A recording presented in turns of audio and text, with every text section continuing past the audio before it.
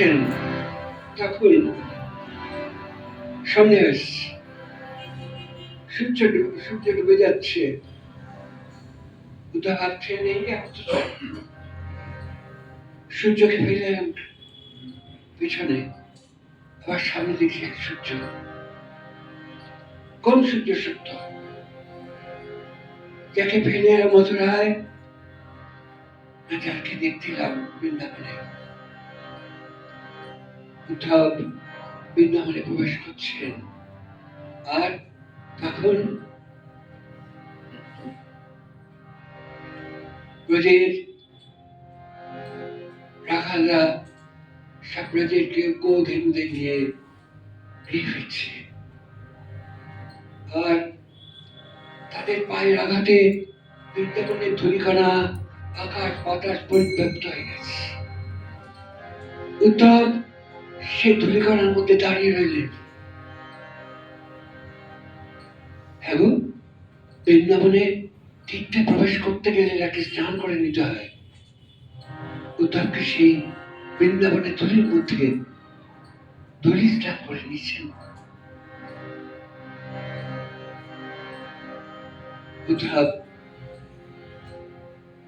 নন্দারের সঙ্গে মিলিত হলেন।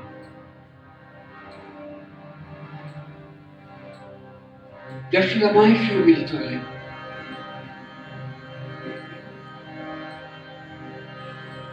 তার উত্তর দিকে উল্লেখিত আবার কেঁদে চোখের জল বাধা মানছে না।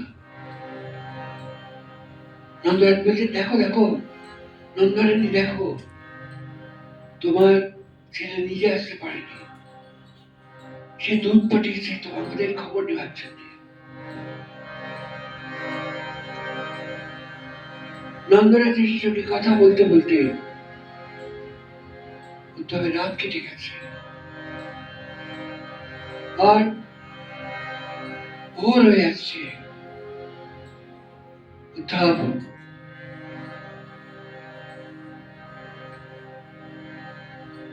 যমুনায় স্নান করে এলেন, আর স্নান করে এসে শ্রী কুঞ্জের দুয়ারে দাঁড়িয়ে আছেন, আর দেখছেন সখীরা ওখানে গান গাইছে।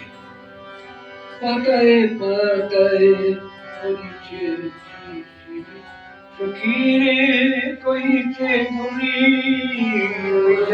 পাতায় পাতায় পড়িছে সখীরে কইছে ধুলি,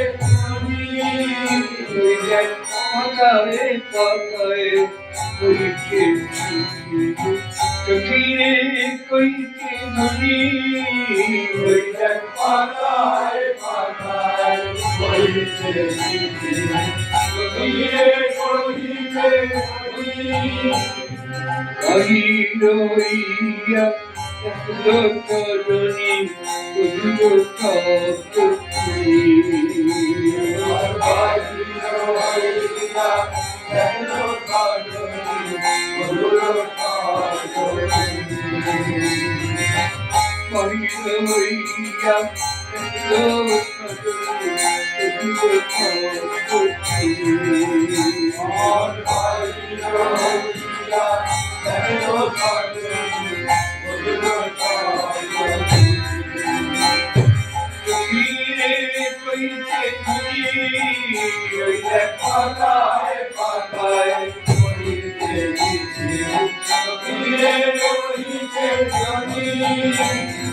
ফুলে রয়ে মালা, ফুলে রয়ে ডালা, বিছায়ন ফুলে, ফুলে রয়ে মালা, ফুলে রয়ে ডালা, বিছায়ন ফুলে, ফুলে রয়ে মালা, ফুলে রয়ে ডালা, বিছায়ন ফুলে, ফুলে রয়ে মালা, ফুলে রয়ে ডালা, বিছায়ন ফুলে।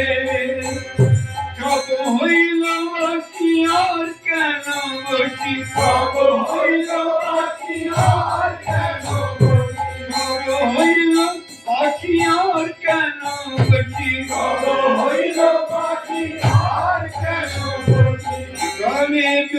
যমুনা জলে কহিল বাকি আর কেন বসি জলে যমুনা জলে কথায় কথায় করিতেছি চোখে কইছে নদী কথায় কথায় করিতেছি